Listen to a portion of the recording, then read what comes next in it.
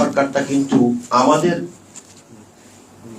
চেষ্টায়, আমাদের শ্রম, আমাদের সকলের রক্ত ঘাম মাখানো মেশানো একটি সরকার, যে সরকারটি অন্তর্বর্তীকালীন সরকার। তো সেই সরকারের বিরুদ্ধে কিন্তু আমরা কখনো কথা বলি নাই, কারণ এই সরকারের কাছে জনগণের প্রত্যাশা আছে। জনগণ এই সরকারকে ক্ষমতায় বসানোর জন্য রক্ত দিয়েছে রাজপথে, এবং এই সরকার ক্ষমতা আসার পরে আমাদের নেতা জনাব তারেক রহমান সহ সারা বাংলাদেশের মানুষ এই সরকারের পাশে ছিল এবং আছে।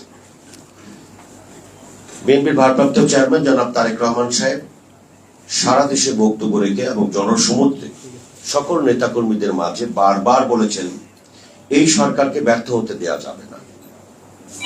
এই সরকার যদি ব্যর্থ হয় তাহলে আমাদের যে মূল আকাঙ্ক্ষা টেক ব্যাক বাংলাদেশ যে স্লোগান, সেই স্লোগানটি ব্যর্থ হবে।